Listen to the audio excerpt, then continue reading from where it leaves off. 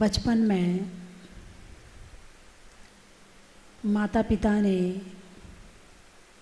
हमारी बहुत चिंता की, है ना। किस बात की चिंता की?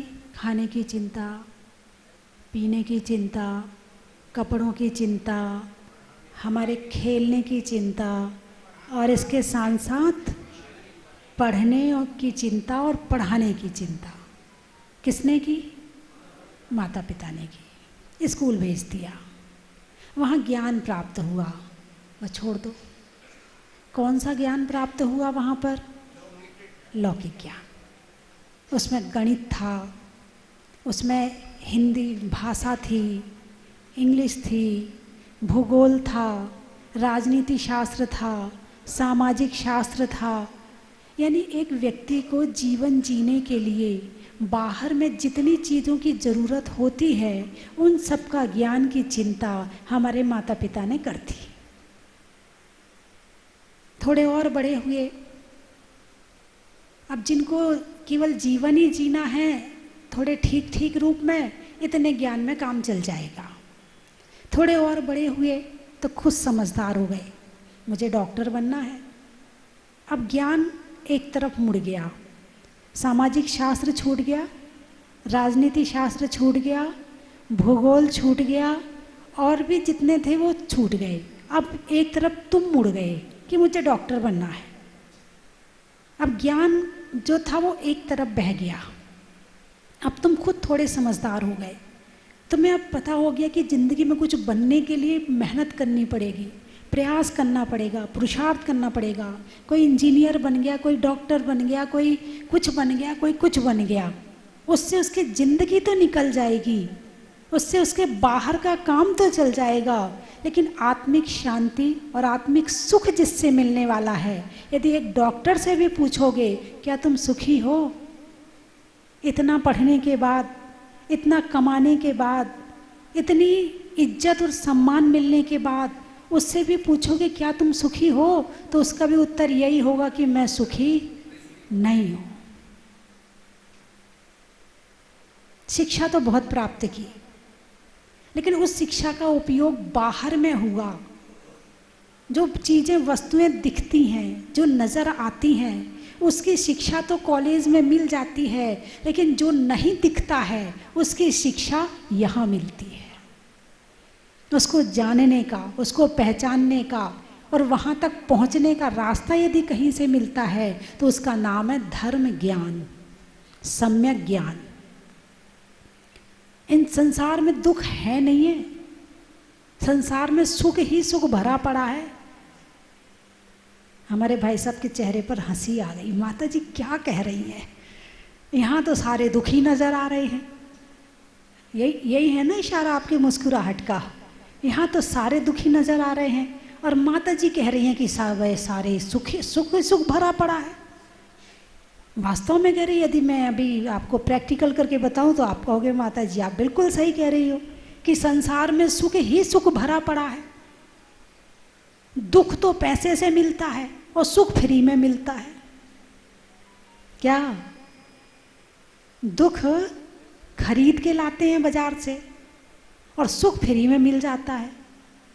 अब मुझे बताइए, ध्यान करने में, ज्ञान करने में सुख मिल रहा कि नहीं मिल रहा? बोलिए हाँ या नहीं। आपको आनंद आ रहा कि नहीं आ रहा?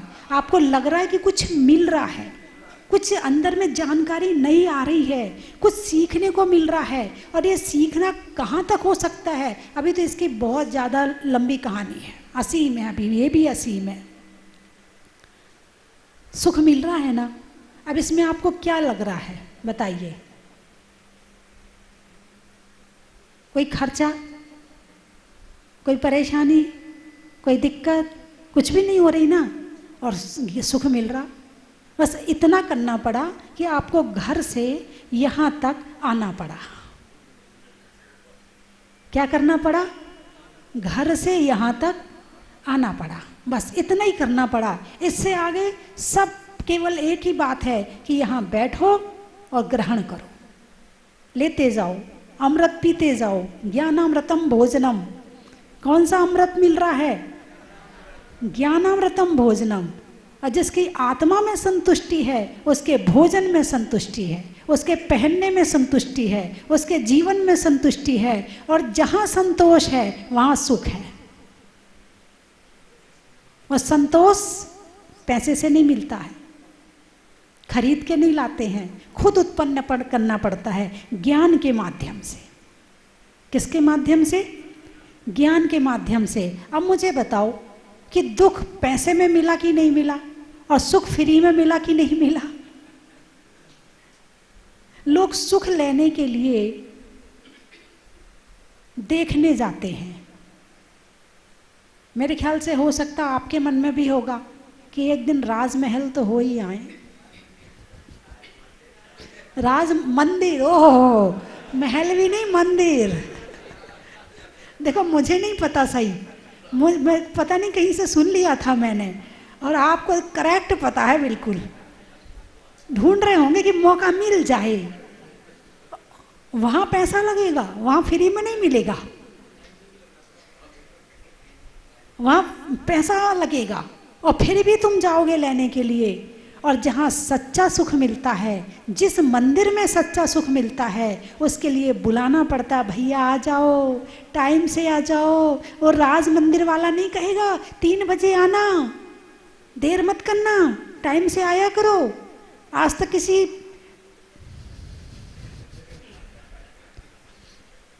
पिक्चर वाले, टॉकीज वाले ने कहा क्या कि टाइम से आया करो? नहीं कहा। और शिविर में आने के लिए भैया ध्यान के लिए सुबह टाइम से आया करो, फिर भी नहीं। सबसे पहले तो ये श्रद्धा मजबूत बनानी पड़ेगी कि सुख किस में है और किस में नहीं है।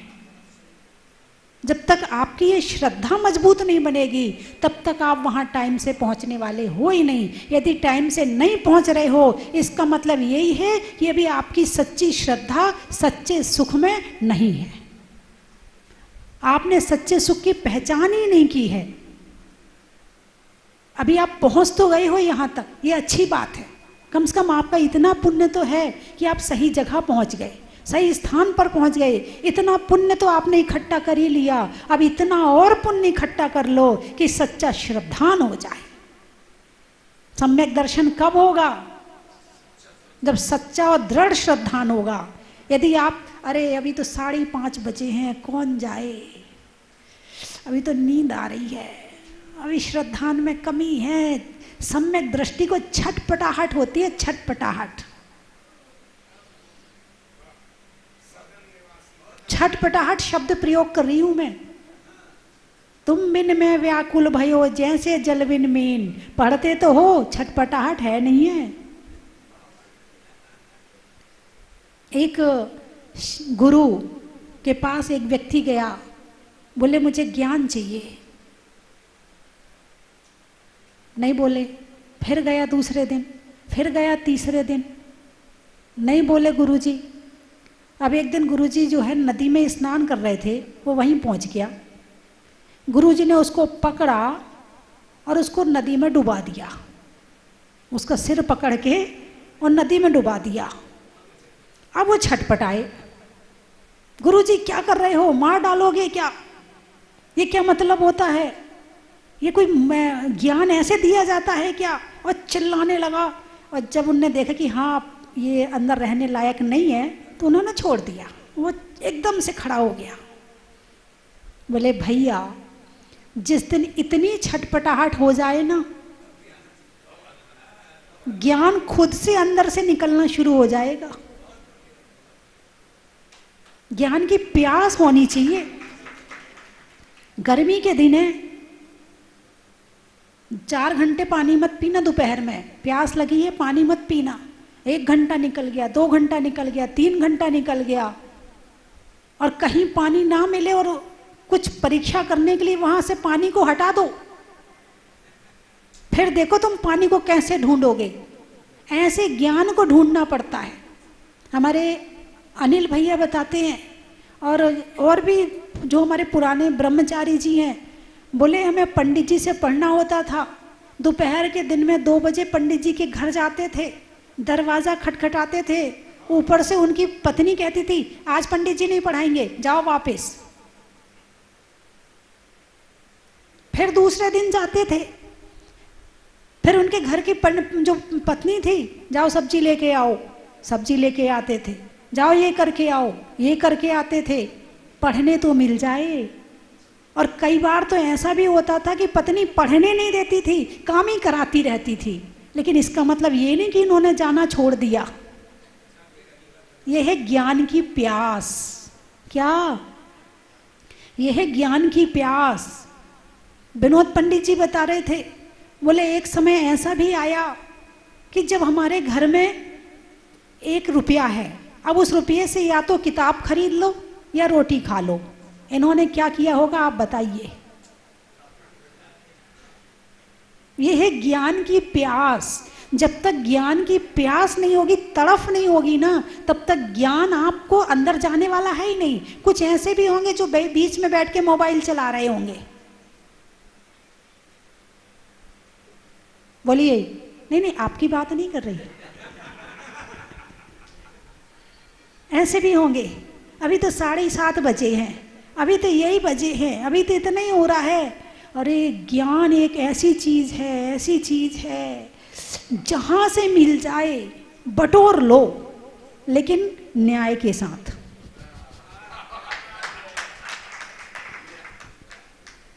न्याय को मत छोड़ना। न्याय को सबसे पहले रखकर चलना कि क्या लेना है और क्या नहीं लेना है। यदि सब इकट्ठा कर लिया तो तुम भ्रमित हो जाओगे कि सही क्या है और गलत क्या है। यदि आप न्याय पढ़ने तैयार हो, आपको अच्छा लग रहा, न्याय में कुछ रुचि आई कि नहीं आई सुनने के बाद में? कितने लोग हैं जिन्होंने न्याय पढ़ चुके हैं? हाथ उठाकर बताइए, हाथ उठाकर बताइए। पढ़ चुके हैं वो हाथ उठाएं। 1 2 3 4 5 6। अच्छा, बाकी लोगों ने न्याय नहीं पढ़ा। आपके मन में है कि हमें न्याय पढ़ना है? व्यवस्था मैं करूंगी। बोलिए। यहाँ नहीं बुलाऊंगी, यहाँ नहीं बुलाऊंगी, आपको घर बैठे पढ़वा दूंगी। उठाइए हाथ, कौन कौन पढ़ना चाहता है? आज अपना नाम किनके पास लिखाना है?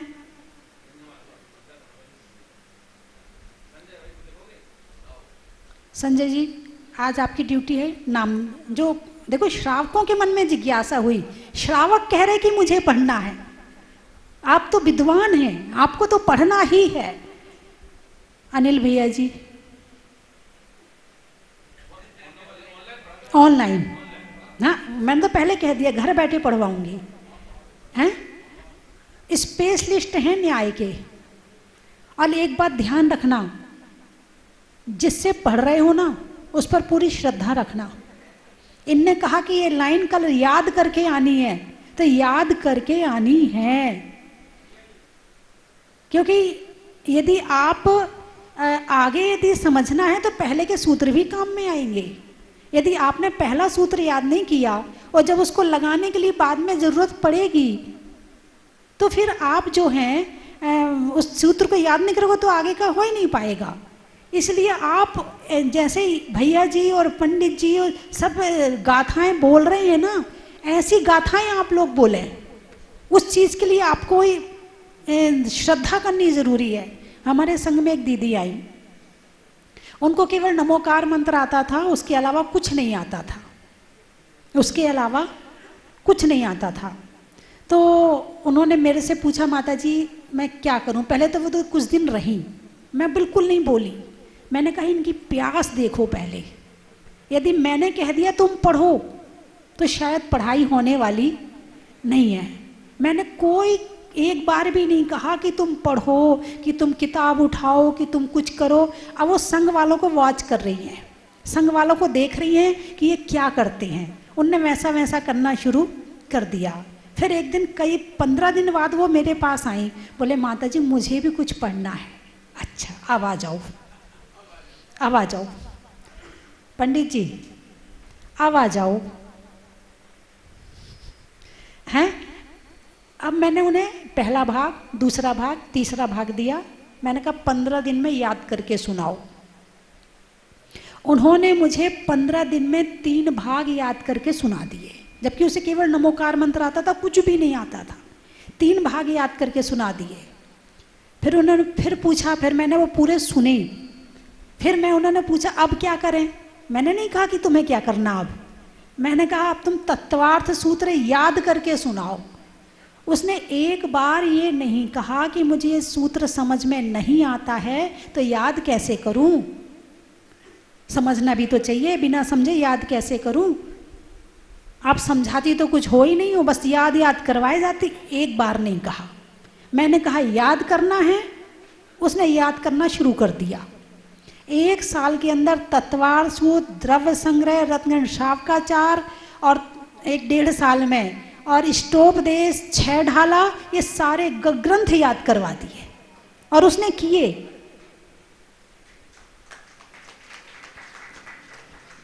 पहली भूमिका, सबसे पहले रट लो। समझना तो जिंदगी पड़ी है, समझते रहेंगे। रटना हर समय नहीं हो सकता है, याद करना हर समय नहीं हो सकता। एक उम्र होती है याद करने की, और वो उम्र निकल जाए फिर आपको याद नहीं होने वाला। समझना तो कभी भी हो जाएगा। उसको 6-7 ग्रंथ याद करवा लिए, अब उसे बड़ी संतुष्टि होती है कि हाँ मैंने कुछ धारण किया। अब हम जब फिर मैंने तात्पर्य वृत्ति का स्वाध्याय किया, उसे लगा कि हाँ इसमें बड़ा अच्छा अर्थ मिल रहा है, बड़ा अच्छा। याद करके जब वो खुद सूत्र बोलती है तो कॉन्फिडेंस पैदा होता है इंसान के अंदर।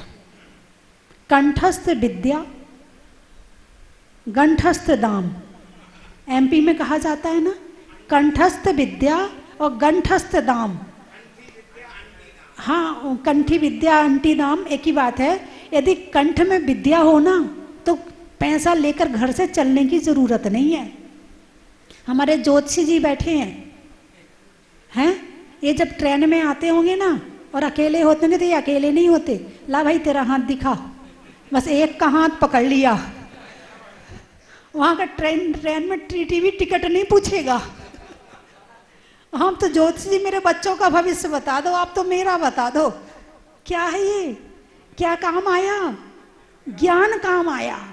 कहीं आप न्याय से पढ़े हैं, कभी आप आसपास में बैठे हैं, आपके पास चर्चा करने के लिए क्वालिटी का कोई विषय तो होना चाहिए कि केवल घर गृहस्थी की बातों में जिंदगी कट जाएगी, कि केवल घर गृहस्थी और बाल बच्चों की चर्चा में इस चर्चा करने से फायदा क्या है? यदि चर्चा करना है तो ज्ञान की करो, और जब तक वो याद नहीं होगा आपको तब तक आप कुछ नहीं कर सकते हो। सूत्र बहुत जरूरी है। जैसे गणित में सूत्र होते हैं, सूत्र यदि याद हो तो कोई भी सवाल हल कर लो, और ऐसे ही सूत्र याद हो तो कोई भी कहीं भी कुछ भी कर लो। आप भले प्रतिष्ठाचार्य होंगे, लेकिन प्रतिष्ठाचार्य को भी शास्त्र का ज्ञान होना जरूरी है, क्योंकि आप उन लोगों के बीच में बैठे हैं जहां 10 तरह के लोग हैं। कोई भी प्रश्न पूछ सकता है, और यदि आपने प्रश्न का सब जवाब नहीं दे पाया तो कहेंगे काय के पंडित जी हैं, अकेले पूजा कराते हैं, इतना भी नहीं आता इनको। आपने जवाब दे दिया, भाई इंसल्ट हो जाएगी, तो आपने एन के एन प्रकार कैसा भी जवाब दे दिया, तो उस सभा में 10 तरह के श्रोता हैं, ज्ञानी भी है अज्ञानी भी है। गलत जवाब दे दिया तो वो खड़ा हो जाएगा, पंडित जी आप गलत बोल रहे हो, बोलिए। तो जो आप पूजा विधान भी करवाते हैं तो आपको भी आवश्यकता है कि कम से कम तत्वार्थ सूत्र अर्थ सहित याद हो आपको। कितने बच्चे बैठे हैं जिनको तत्वार्थ सूत्र अर्थ सहित याद है?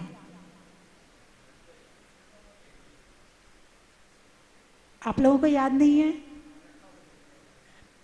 भूल गए हैं? पहले याद किया था कि नहीं किया था? किस किस ने पहले याद किया था? अच्छे से हाथ उठाओ।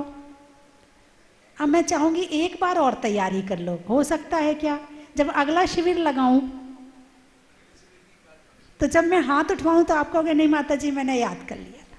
तत्वार्थ सूत्र मैंने भी याद किया था और 1 महीने में याद किया था। 1 महीने में तत्वार्थ सूत्र पूरा याद कर लिया था। अब पहला अध्याय तो 1 ही दिन में कर लिया था, क्योंकि अंदर में एक छटपटाहट थी, कुछ सीखना है, कुछ जानना है, कुछ करना है। सामने वाला कहे उसके पहले मैं तैयार हूं। एक दिन एक दीदी बोले 10 भक्ति याद कर लो। मैंने कहा कौन सी भक्ति सुनाऊं, क्योंकि उस समय पाठ प्रतिदिन होता था, पाठ करते करते याद हो गई। मैंने कहा कौन सी भक्ति सुनाऊं ये बताओ आप तो। बोले 6 ढाला याद कर लो। मैंने कहा कौन सी ढाल सुनाऊं। यानी कंठ में विद्या हो तो अंदर में जागृति। और एक बात और ध्यान रखना, जो जैसा होता ना वैसे व्यक्ति की तरफ खिंचता है। जैसे मैंने एक प्रैक्टिकल किया जहाजपुर में, एक गाड़ी आई, एक मिनी बस आई। उस मिनी बस में बच्चे भी हैं, बूढ़े भी हैं, जवान भी है और ड्राइवर भी है। अब उसमें से जो हमारे वृद्ध उतरेंगे तो क्या ढूंढेंगे? सबसे पहले मंदिर ढूंढेंगे। मंदिर कहाँ है? मंदिर का रास्ता कहाँ है ना? बच्चे उतरेंगे तो वो क्या ढूंढेंगे? खेल खिलौने की दुकान लगी है वो ढूंढेंगे, ठीक है। ड्राइवर उतरेगा तो वो क्या ढूंढेगा? चाय की दुकान के साथ साथ ड्राइवर, अगला ड्राइवर, दूसरी गाड़ी का ड्राइवर, कंपनी चाहिए। यदि आप ज्ञानी हैं, यदि आपके पास में ज्ञान है तो आप ज्ञानी को ढूंढोगे, और यदि आप अज्ञानी हैं तो आपकी जिंदगी भर अज्ञानता ही बनी रहेगी। और यदि आप ज्ञानी हैं तो ज्ञानी के पास बैठकर आपका ज्ञान बढ़ेगा और आपका सुख बढ़ेगा।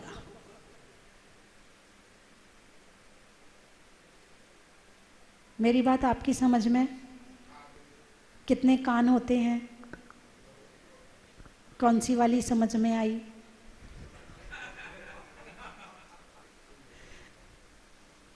है? तो जीवन में एक नियम ले लो, जब तक मेरे पास दोबारा नहीं आओ तब तक एक श्लोक या एक सूत्र रोज याद करोगे। ऐसा हो सकता कि नहीं? आप तो अभी बच्चे हैं, आपको बड़ी जल्दी याद हो जाएगा। एक श्लोक या एक सूत्र, दो में से कोई एक चीज याद करना है। हो सकता है क्या? अरे बोलिए ना। हो सकता, पहले तो ये देखो हो सकता है कि नहीं, पहले सोचो। मैं जबरदस्ती नहीं कर रही, पहले तो आप खुद को टटोलो, हो सकता है कि नहीं हो सकता। कि सुबह सुबह उठे, 9 बार नमोकार मंत्र पढ़े, एक गाथा याद करी, उसके बाद बाहर जाएंगे। और आपके पास तो मोबाइल है, शास्त्र को छूने की भी जरूरत नहीं है, मोबाइल में निकालो, तैयार। ठीक है ना? हो सकता कि नहीं हो सकता? हो सकता है। कौन कौन कर सकता है? एक लाइन या एक सूत्र या एक श्लोक या एक गाथा, कुछ भी। बाहर की छूट है, बीमारी की छूट है, और कोई छूट चाहिए हो तो वो भी बताओ। इतनी तो चल जाएगी ना। इससे क्या फायदा होगा? यदि आप मेरे पास 60 दिन में आओगे तो आपके पास कितनी गाथाएं याद हो जाएंगी? क्या बात है! जिसके पास 60 गाथा याद हो, क्या कहना है उसका?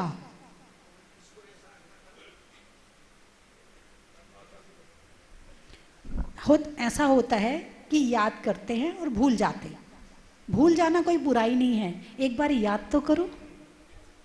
भूल जाना कोई बुराई नहीं है, लेकिन एक बार याद तो करो। तो बंधुओं,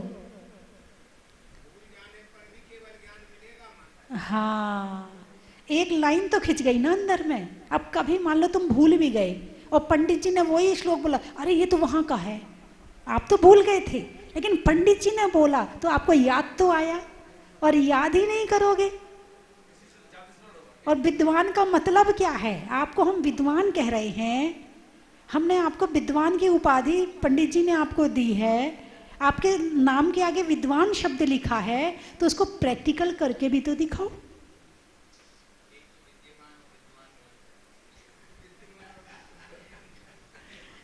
कि केवल विद्यमान रहोगे, विद्वान नहीं रहोगे। हैं बंधुओं, जीवन में एक छटपटाहट ज्ञान की होनी चाहिए। और एक छटपटाहट आ गई ना, क्या सीख लूं, क्या कर लूं, तो उसके माध्यम से आपको जो उपलब्धि होगी ना, आप खुद ही महसूस नहीं कर पाओगे।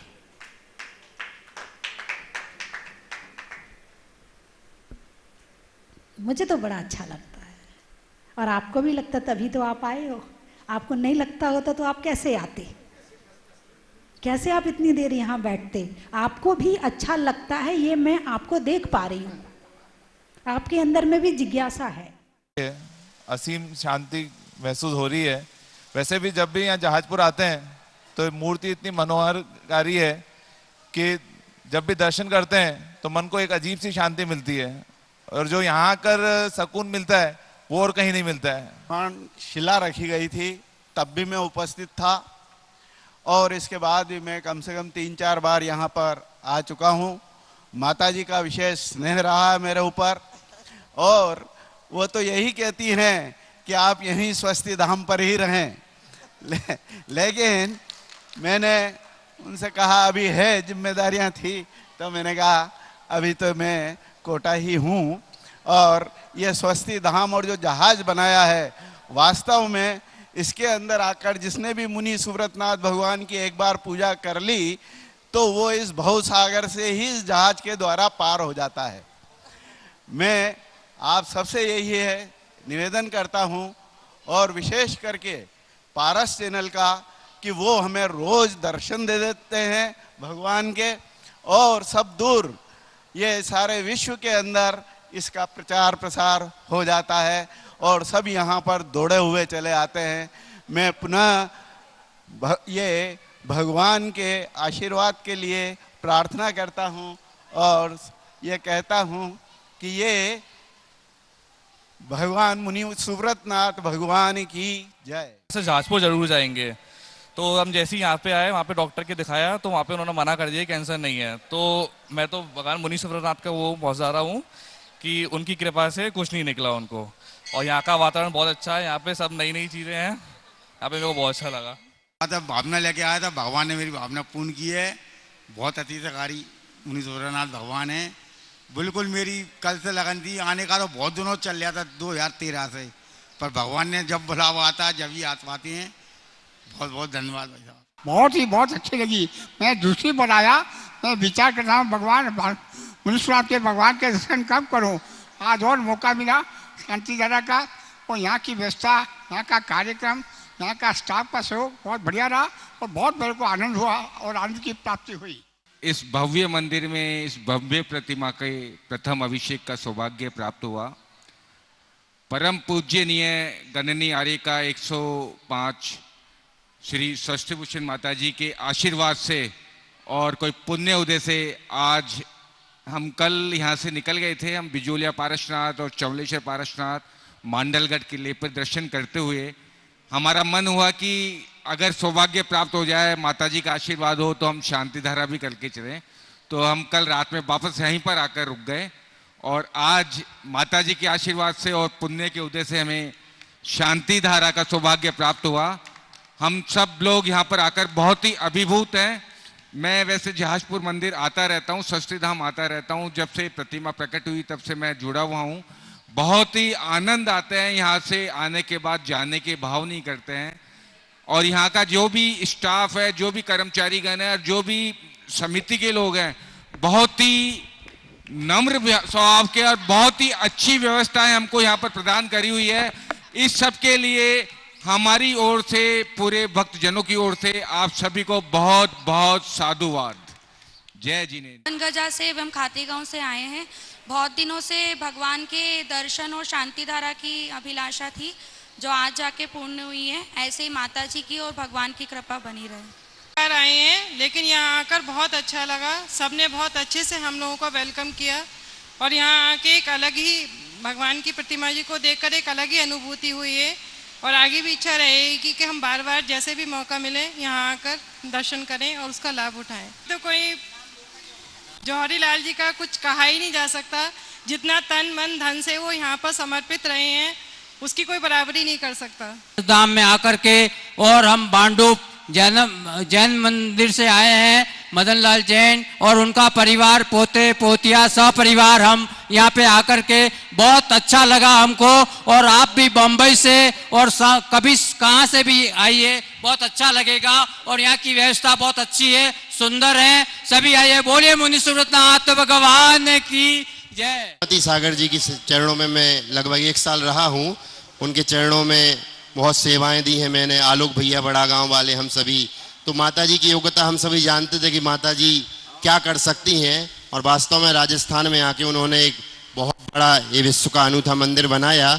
उनके चरणों में नमन करता हूँ। स्वस्ति धाम में आके प्रथम बार भैया जी के सहयोग से, संजय जी के सहयोग से मैंने शांति धारा का सौभाग्य प्राप्त किया और आगे भी इस तीर्थ क्षेत्र पे आता रहूं। और भगवान मुनि सुव्रत नाथ के चरणों में यही भावना भरता हूं कि दिन दूनी रात चौगनी ये क्षेत्र प्रगति करे और निरंतर यहाँ भक्तों का सैलाब आता रहे, ऐसी भावना भाता हूँ। बंदाई तब मैं केवल एक बार आया था और आज ये तो प्रभु की लीला है कि प्रभु ने किस प्रकार मेरे को बुलाया यहाँ पर पूरे, मुझे जहाँ तक अभी जो लगा है कि पूरे भारत में ये जो मुनीश्वरनाथ नाथ जो है स्वस्ति धाम है और यहाँ की जो वर्गणाओं का अनुभव मैंने आके जो किया, शायद मेरे ख्याल से किसी मूर्ति में इतनी वर्गणाओं का अतिशय नहीं है।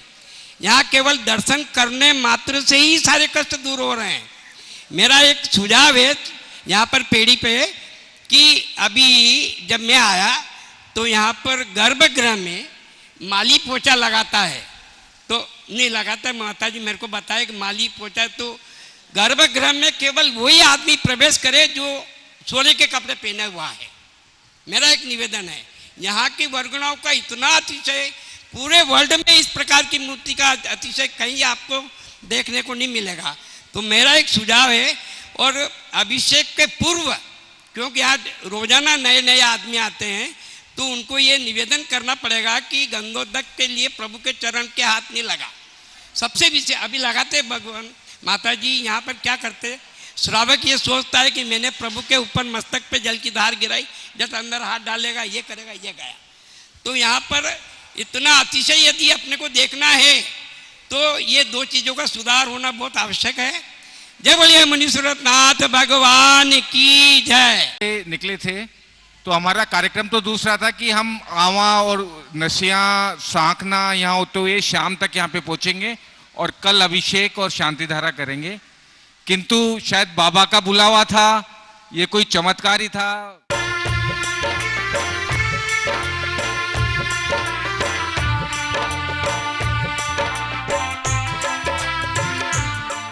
चन की थाल को सजाओ रे आज, रत्नों की थाल को भर लाओ रे आज।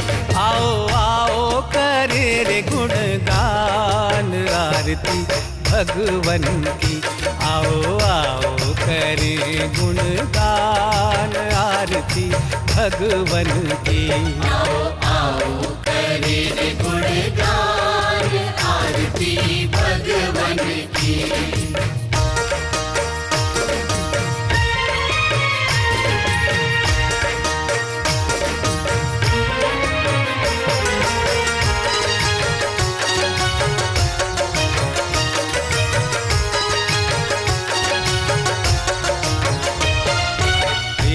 सुमित्र के राज दुलारे, माँ पद्मा जी के नैनों के तारे।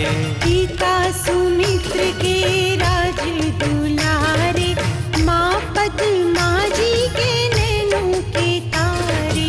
राजगृही में जन्म लियो आप, राजगृही में जन्म लियो आप। आओ आओ मनाए खुशी आज आरती भगवन की। आओ आओ करें गुणगान आरती भगवन की। आओ आओ करें गुणगान आरती भगवन की।